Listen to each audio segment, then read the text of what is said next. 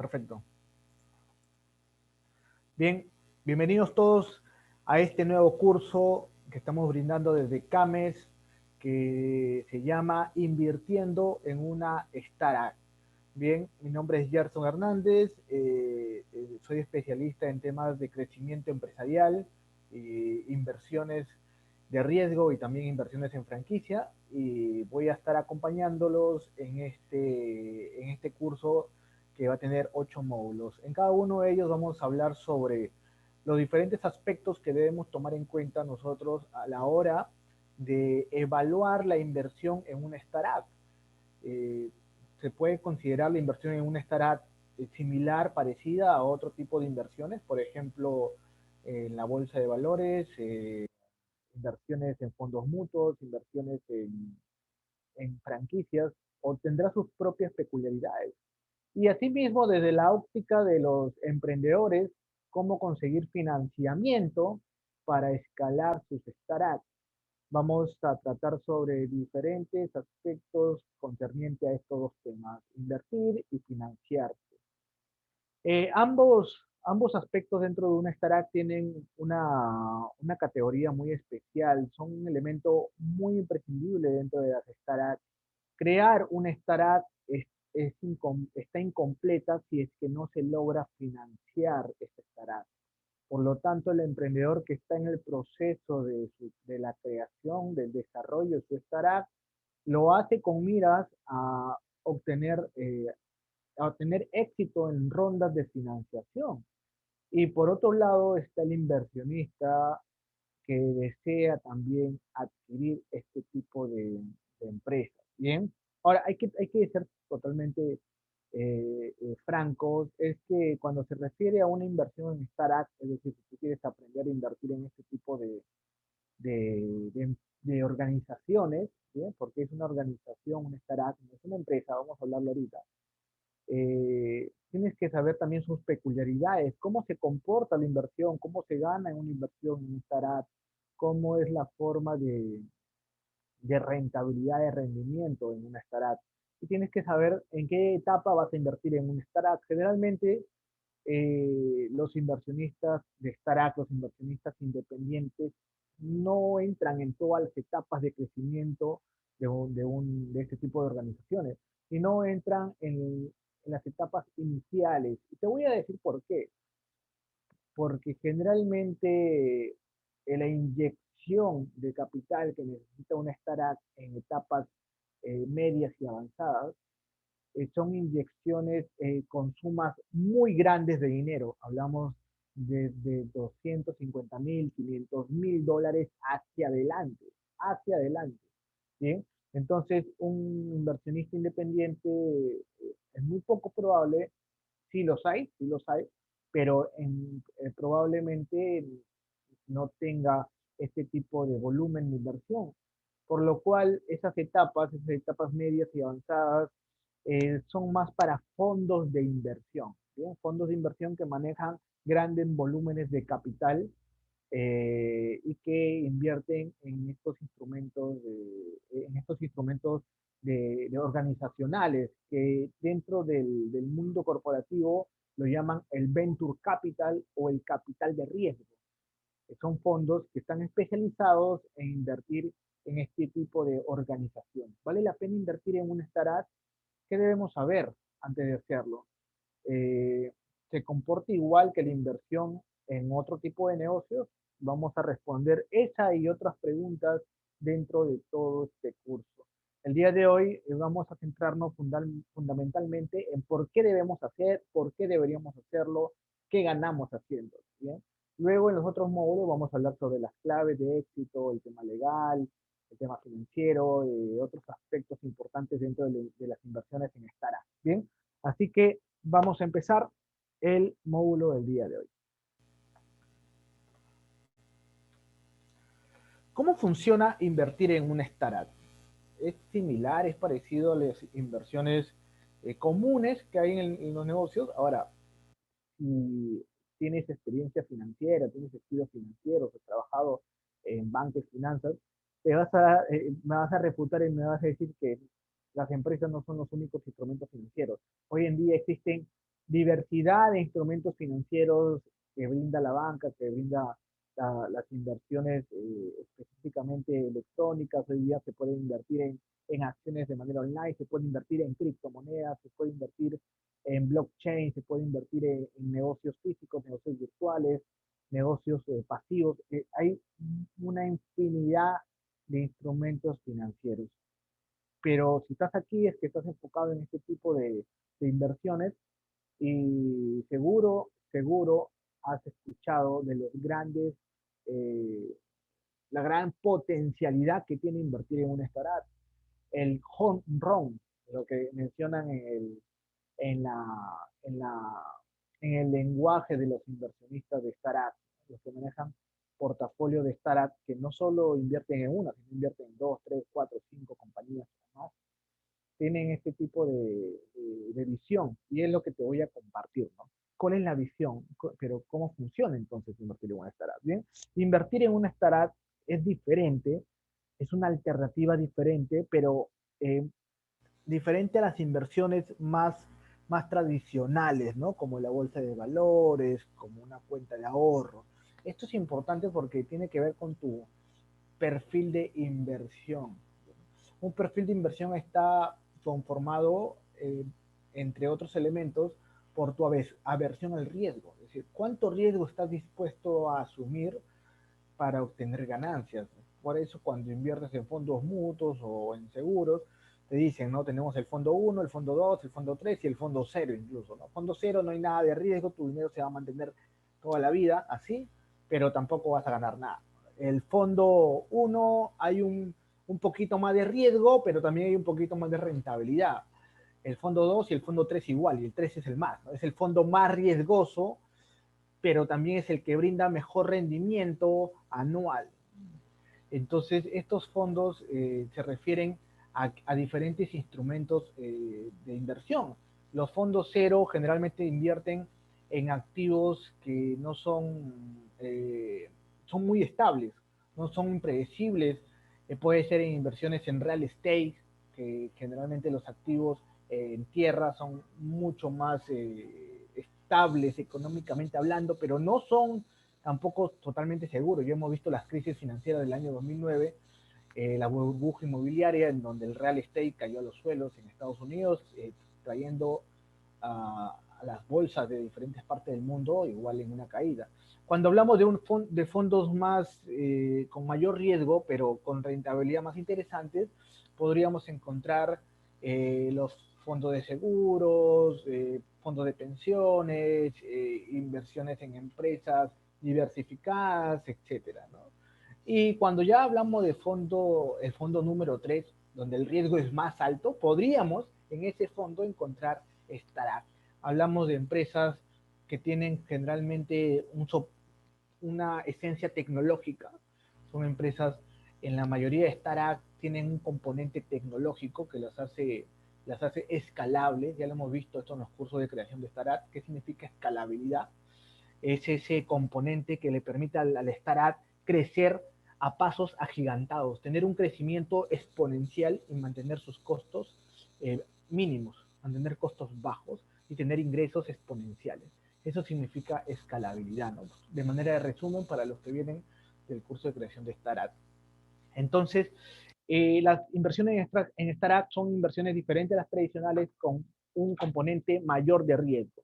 Bien, ahora, en ciertos aspectos, invertir en una startup es muy parecido a invertir en una compañía pública que cotiza en bolsa. ¿Bien? En algunos aspectos te voy a decir por qué. Cuando me refiero a compañía pública, me refiero a todas las empresas que cotizan en bolsa de valores.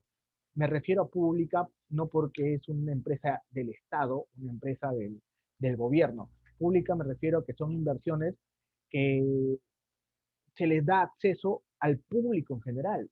Por ejemplo, si tú tienes ahorita 10.000 soles, 20.000 soles, 30.000 soles, puedes adquirir las acciones de Bacus, una empresa cervecera peruana, las acciones de alguna minera como Buenaventura, una minera peruana, puedes acceder a las acciones de Gloria, esta empresa productora y distribuidora de leche, o de San Fernando, etcétera, etcétera, ¿bien? Porque son empresas de inversión pública, a eso me refiero. O sea, cualquier persona en general simplemente con una noción de inversión o a través de una corredora de bolsas es donde se invierte en este tipo de empresas. En cambio las startups no se promocionan, por así decirlo, públicamente, sino en foros privados. Cuando tú inviertes en una acción pública, es decir, en una empresa que cotiza en bolsa al público en general, no necesitas la aprobación de los accionistas para tú convertirte en accionista. Son acciones no preferentes. Escucha bien esto, acciones tipo B. Es decir, tú compras una acción de Bacus y no hay una junta de accionistas que te esté diciendo, vamos a evaluarte si te queremos como socio, si te queremos como accionista. No sucede eso en las empresas de cotización pública. Compra sus acciones y listo, pero son acciones tipo B, acciones no preferentes, sin derecho a voto. ¿Qué significa? Que no tienes voz ni voto en la junta de accionistas ni en las decisiones. Has comprado una parte de la propiedad, pero eso no te da derecho por ejemplo, a opinar o a planificar la estrategia de Bacmos el siguiente año. Eso no te da derecho, simplemente eres parte de una propiedad de las acciones en general, lo cual sí te da derecho a que la acción se vaya aumentando su valor con el tiempo y si la empresa tiene una política de dividendos, tú cobrar dividendos de acuerdo a la cantidad de acciones que tienes. ¿Bien? Y eso es excelente. Son inversiones, por así decirlo, administrables, porque es muy fácil de administrar. Inviertes tu dinero, lo dejas el tiempo que vaya madurando y va creciendo con el tiempo y si la empresa tiene política de dividendos, te va ingresando un dinero anualmente. Por ejemplo, volviendo a los ejemplos de estas empresas tradicionales como Bacus, Bacus todos los años entrega dividendos a sus accionistas y a los que han comprado, por supuesto, acciones en la bolsa de valores. En cambio, las startups no funcionan de ese tipo. Las startups, generalmente cuando empiezan sus rondas de financiamiento, no están cotizadas al público en general. No es que lo ponen en la bolsa de valores y dicen compren todos. Bien.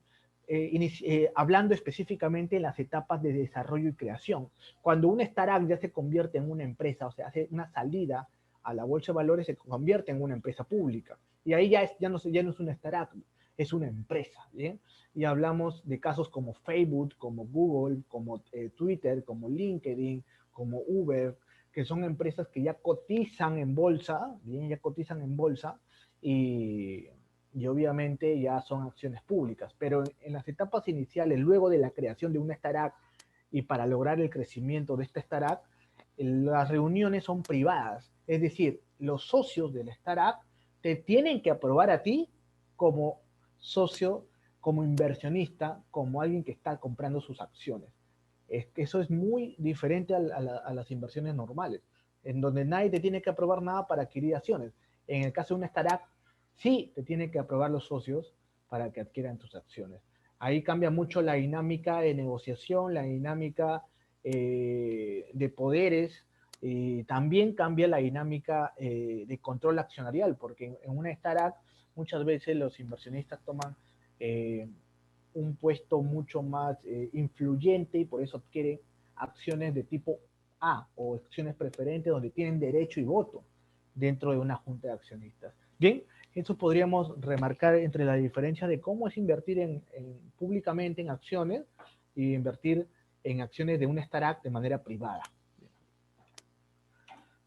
Ahora, ¿por qué invertir en una startup? Ya sabemos cómo funciona, de manera pública, privada, y en qué momento debemos estar implementando esto, pero ¿vale la pena? ¿Por qué deberíamos hacerlo? ¿Es o no es una excelente herramienta de inversión? Primero es que el atractivo de invertir en una startup surge con el nacimiento, la generación, la disrupción de las tecnologías, ¿verdad? En las actividades económicas. Hablamos de la economía digital y la del conocimiento, ¿bien? Ahora, hay que tener en cuenta esto y tienes que saberlo desde un inicio. Las startups, debido a su naturaleza, tienen un alto porcentaje de fracaso, un alto porcentaje de fracaso, ¿bien? Y pérdida para quienes invirtieron en este tipo de organizaciones. Pero, esto es muy interesante, pero las pocas que logran el éxito tienen retornos inmensos, tienen retornos gigantescos, ¿bien? Es decir, muy por encima del promedio. Si tú quieres convertirte en un inversionista de startup, tienes que tener una estrategia de inversión de tu portafolio, una estrategia de inversión para tener un tipo o varios tipos de startup dentro de tu portafolio. Y te voy a explicar por qué más adelante, ¿bien? Pero te voy a enseñar un gráfico muy interesante. Mira, de manera general, las empresas, las startups, tienen un rendimiento muy superior a las demás opciones financieras, instrumentos de inversión financiera. El Venture Capital, les había mencionado que es el capital de riesgo, es el capital que se ingresa a empresas, a startups. Y su nombre lo dice, capital de riesgo o Venture Capital, capital que vamos a aventurar si funciona, si funciona. Y ahorita te voy a explicar por qué. Mira, a 5 años tiene un rendimiento superior, a 10 años, a 20 años tiene un rendimiento gigantesco, muy superior a la media, comparado con el capital privado, el private equity. El capital privado, estamos hablando de fondos de inversión privados que no invierten en startups, invierten en empresas, ¿bien? En empresas que cotizan en bolsa, empresas de sectores más tradicionales. Bien, el real estate, hablamos de inversión en bienes inmuebles, en inmobiliaria, renta variable, acciones, en general, temas de acciones específicamente, bonos importantes. También renta variable se refiere también al trading, ¿bien? Pero como puedes ver fácilmente, el Venture Capital tiene un rendimiento muy por encima de todos los otros instrumentos financieros. He ahí el atractivo de muchos inversionistas a nivel global por este tipo de organizaciones. Ahora tú me vas a decir, Gerson, se gana bastante, pero también hay una alta posibilidad de fracaso. Por supuesto que sí. Hay una ley general dentro de las finanzas que dice a mayor riesgo, mayor ganancia. Pero hay una estrategia para tratar de manejar este riesgo y no te haga terminar en la bancarrota, ¿bien? ¿Por qué las startups o tienen una alta posibilidad de fracaso? Por su misma naturaleza, como lo vuelvo a mencionar, de manera de resumen, nada más voy a mencionarlo, las startups no son empresas. Escuchen bien, no son empresas. Ya los que han llevado el curso de creación de startups saben todo esto. Pero entonces, ¿qué son? Si no son empresas. Las startups son organizaciones temporales que buscan construir su modelo de negocio. Y este modelo de negocio tiene que ser escalable y viable, obviamente, financieramente hablando. Entonces, en ese proceso de búsqueda de modelo de negocio, muchas startups terminan fracasando.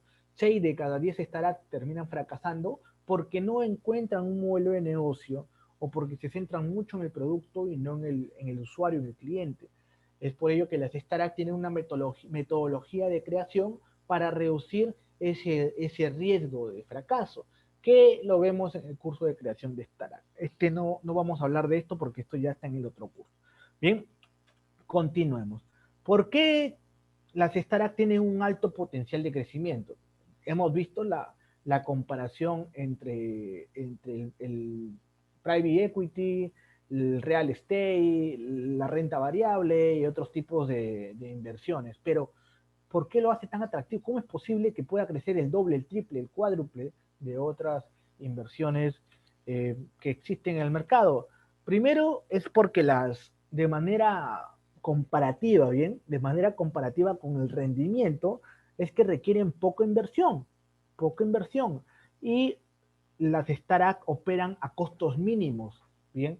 Una startup generalmente no requiere grandes infraestructuras, ni grandes oficinas, ni grandes equipos, como si lo requeriría Coca-Cola, como si lo requeriría Gloria, como si lo requeriría Walmart, bien, o sea, entiéndeme que para implementar una tienda departamental se requiere una inversión enorme en cuanto a terreno, en cuanto a obras, en cuanto a productos, en cuanto a personas.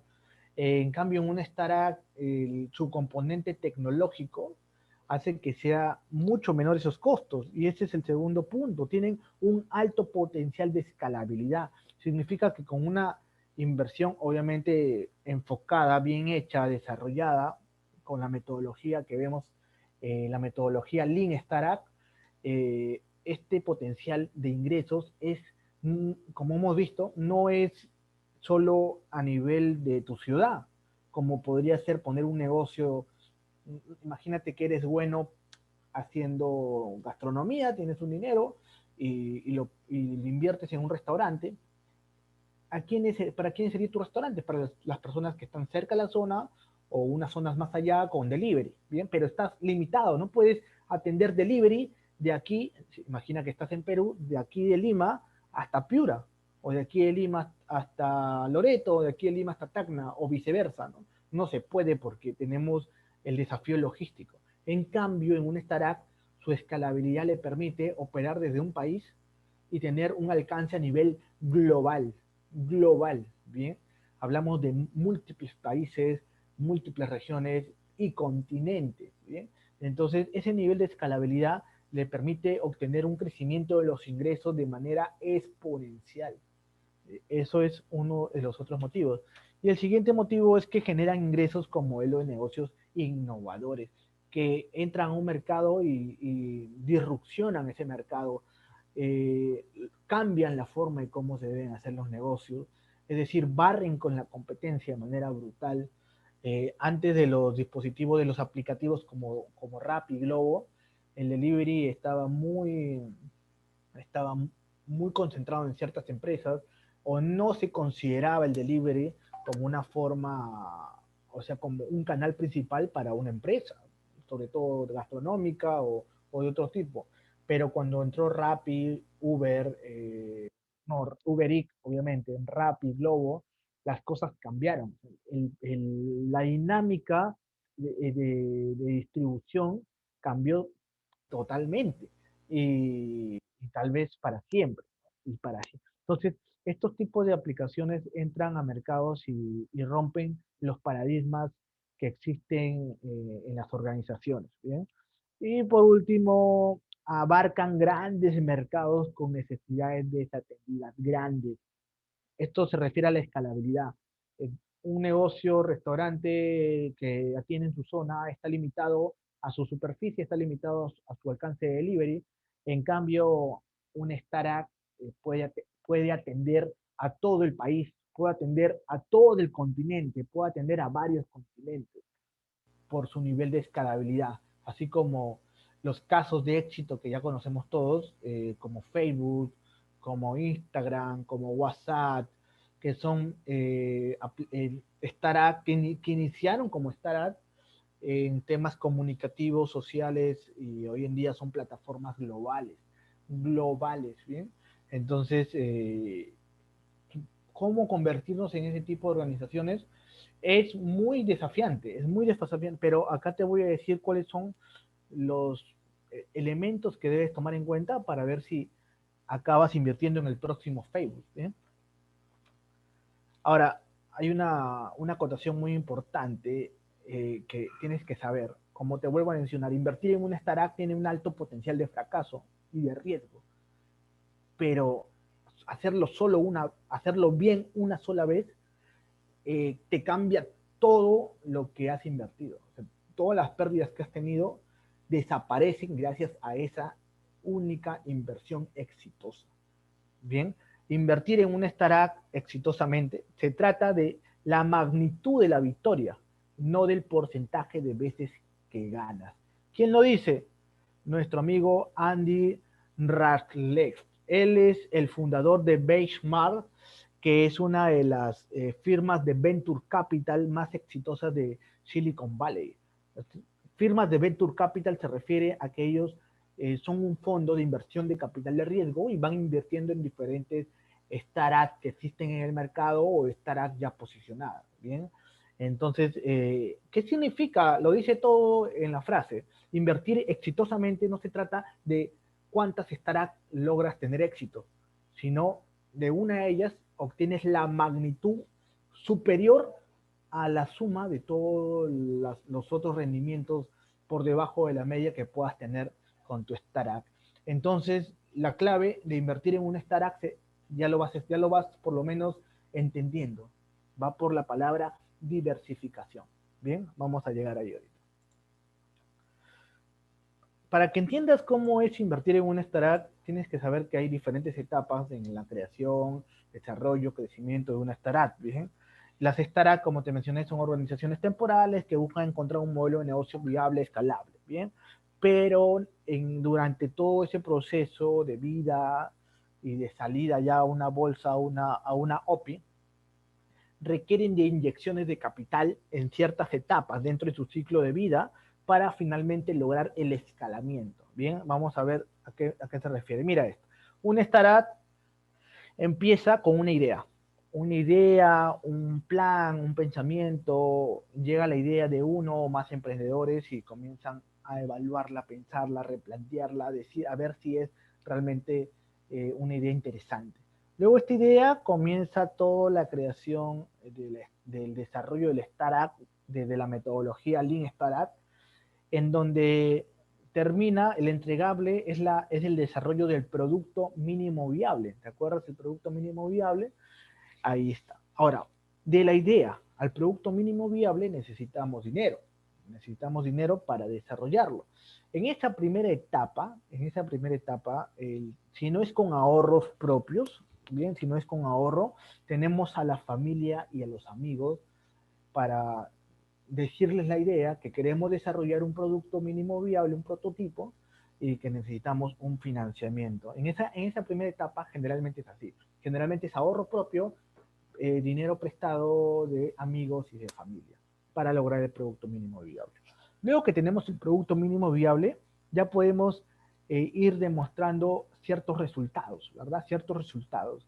El producto mínimo viable no existe para vender, no existe para generar ventas, ya lo hemos hablado. El producto mínimo viable existe para aprender, lograr un aprendizaje para poder crear el modelo de negocio. El producto mínimo viable, en ese momento, hay etapas de financiamiento, como por ejemplo rondas de financiamiento público, como Innovate Perú, Startup, el concurso Startup, en donde dan capital semilla para tu producto mínimo viable lanzarlo al mercado.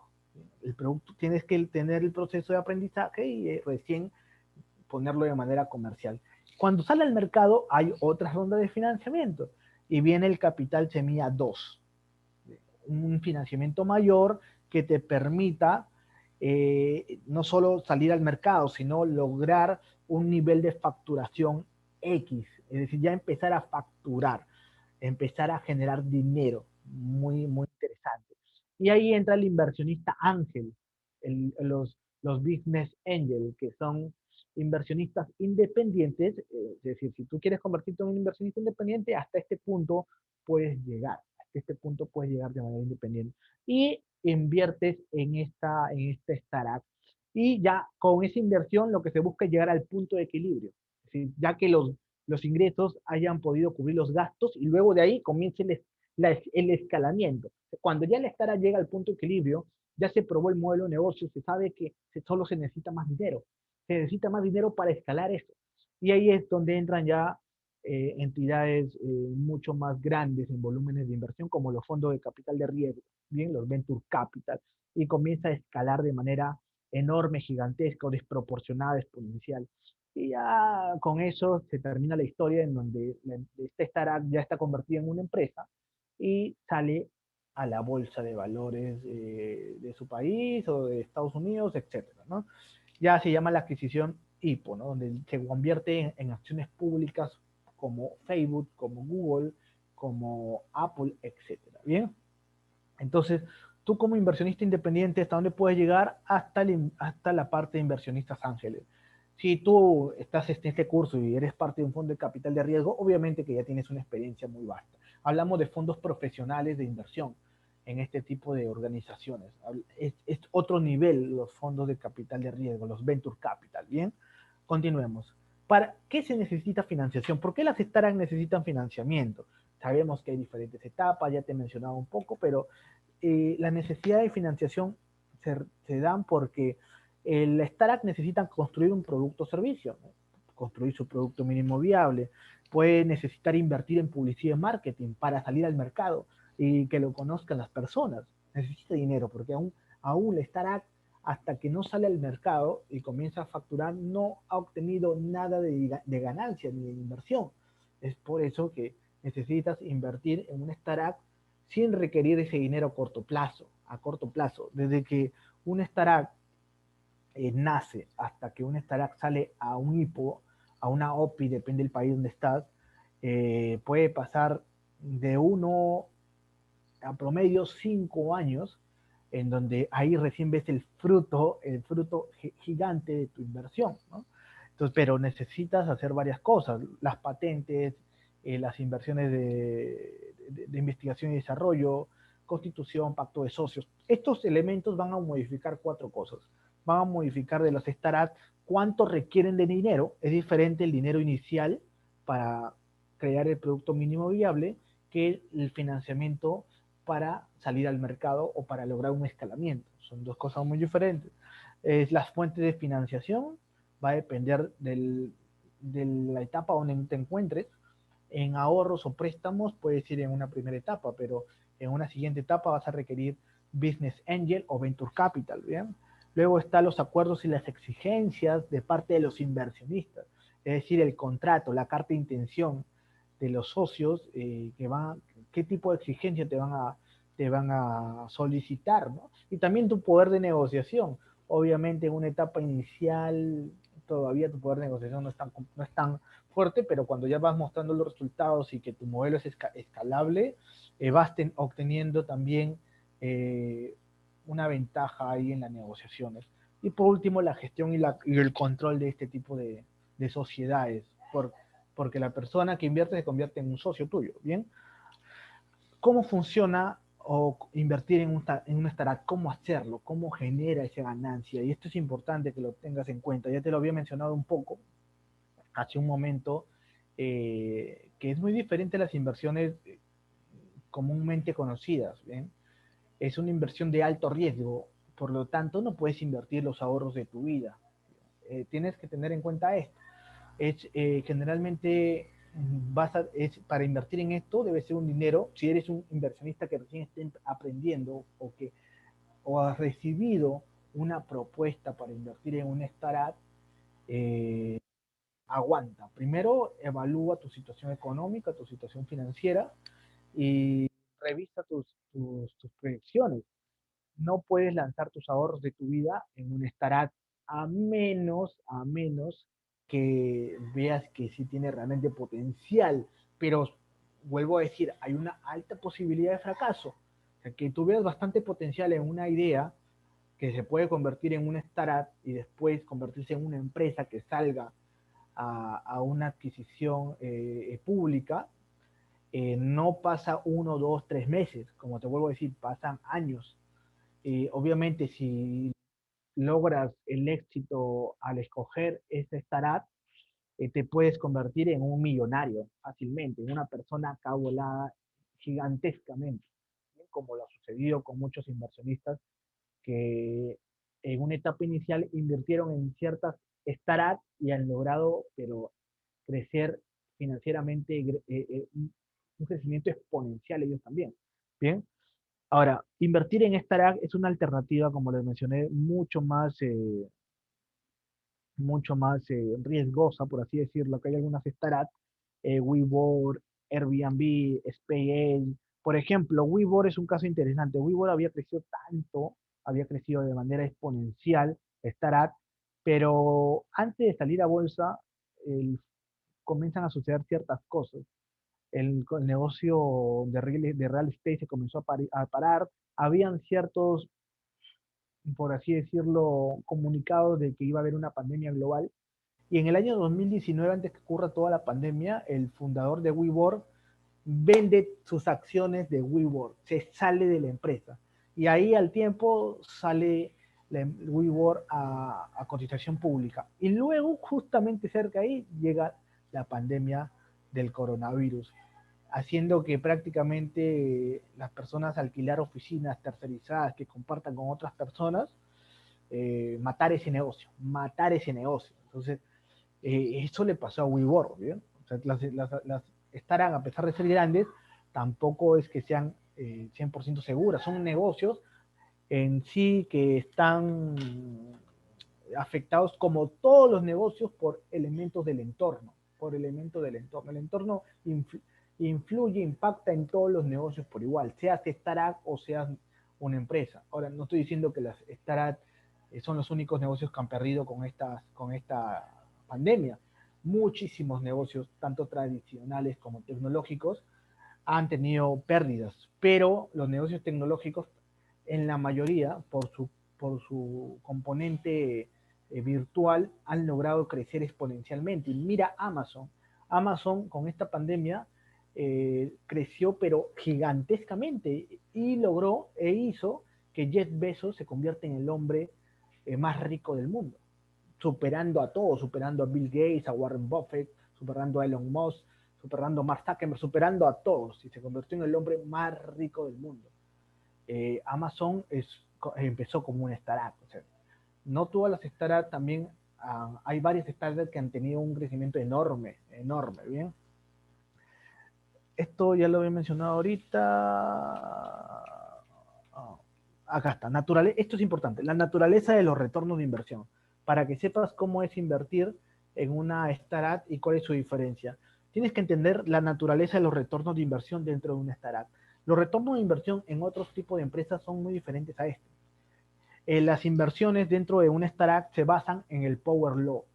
¿Qué significa el Power Law o ley potencial, como se diría en español? La ley potencial es que la mayoría de los retornos de una cartera de inversiones en startup son generados por una pequeña fracción de empresas. Escúchame, la mayoría de los retornos generados en un portafolio de inversión en startup son generados por una pequeña fracción de empresas. Ahorita te voy a explicar, ¿bien? En inversiones con comportamiento con Power Law, lo más importante es la presencia de un home run, como hablan los americanos. El home run dentro de tu portafolio. El home run es ese bateo que sobrepasa los límites del campo de juego y se va hacia afuera. Es igual, ese home run, hablando de startups, son esas organizaciones que su crecimiento fue tanto que sobrepasó los límites del campo de juego y se volvieron en unicornios.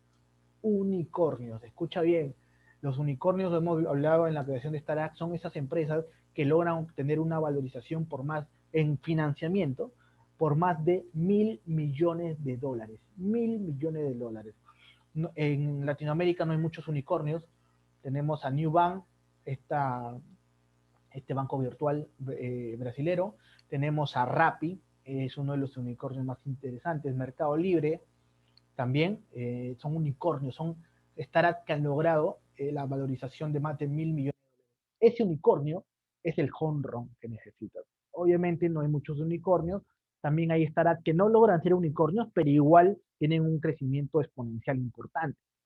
Bien, entonces, mira, te voy a dar acá, dentro de un portafolio promedio, puedes darte cuenta que entre el 90% de tu portafolio te va a dar un rendimiento común, un rendimiento bajo, un rendimiento por debajo de las expectativas de las startups. Es decir, que tenga un crecimiento menor a 8 veces la inversión.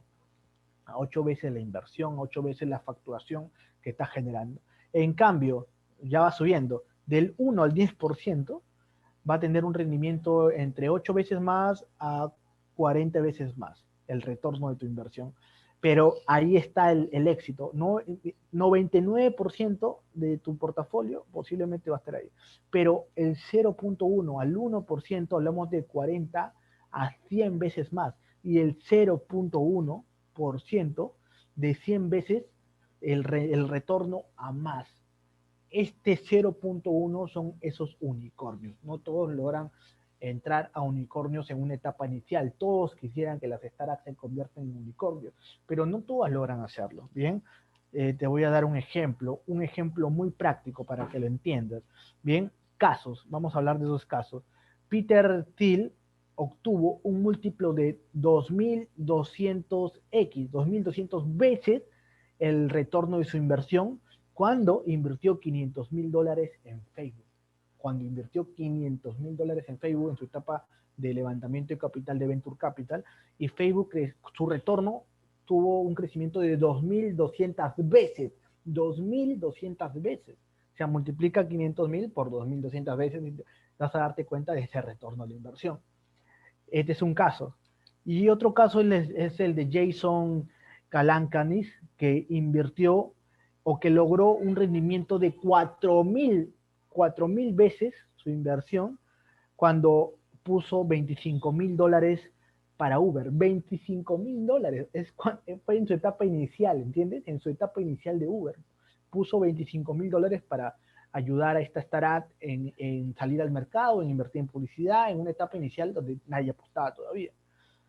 Pero, escucha bien, estos inversionistas, esas inversiones han logrado los rendimientos gigantes, pero estas inversiones o estos inversionistas no crean que son las únicas inversiones que han hecho, no creas que solo invirtió en Uber, Jason o Peter solo en Facebook, tienen muchas inversiones, ¿bien? Que valen billones, unicornios, pero ninguna de las inversiones le ha generado un retorno como estas iniciales. Es que es muy complicado obtener, identificar, apostar, encontrar ese unicornio que te permita generar un rendimiento gigantesco. Pero ese unicornio le permite tener un rendimiento superior a todo el portafolio que tienen o mayor a todos los demás. Es por ello que la distribución de la Power Law al invertir es muy diferente a una distribución normal de inversión. Mira, esto es la línea azul, es la distribución normal de un portafolio tradicional de inversión, tradicional, es decir, no en startup, en empresas tradicionales. Una campana de Gauss, ¿se acuerdan de las clases de matemáticas? Las campanas de Gauss significan que en los extremos, es decir, son menores y siempre lo común es lo que más abunda. ¿Se dan cuenta? Es un comportamiento humano normal. Lo común, lo normal es lo que más abunda y los extremos son menores. Es la campana de Gauss. En cambio, en un portafolio de inversiones de startup, no es una campana de Gauss, es una J. Miren la forma del gráfico verde, que es del Power Law, es una J. Significa que todo tu portafolio, imagínate de 0 a 30, todos ellos están teniendo rendimientos pequeños, pero hay solo 1, 2, 3 que tienen un rendimiento superior a todos los demás. E incluso, si tienes pérdidas con las otras startups, están en pérdida, es suficiente con esta inversión, con este unicornio, para superar las pérdidas que has tenido y ganar muchísimo más. Bien, los resultados no disminuyen de forma homogénea, como dice, sino de forma potencial. Es decir, si un inversionista invierte en 30 compañías, habrá una de ellas que dará un retorno que cubra todo lo invertido. La siguiente puede ser que sea la mitad, la otra la mitad, pero solo una que tenga éxito, bien, es la que va a obtener un rendimiento superior a todo. Y es ahí donde está el trabajo de los inversionistas en startup. No invertir en una sola, sino ir implementando un portafolio de inversiones. Obviamente se tiene que trabajar para lograr esto. No es simplemente me voy a despertar y voy a evaluar un startup. Vamos a verlo en los siguientes módulos, cómo hacer ese tipo de evaluaciones de startup. Bien, hasta aquí hemos llegado con el módulo del día de hoy. Mi nombre es Gerson Hernández y nos vemos en el siguiente módulo para seguir hablando sobre cómo invertir o invirtiendo en startup, y también si tú tienes un startup, cómo cerrar rondas de financiación. También lo vamos a ver. Excelente. Entonces nos vemos en una siguiente oportunidad. Gracias.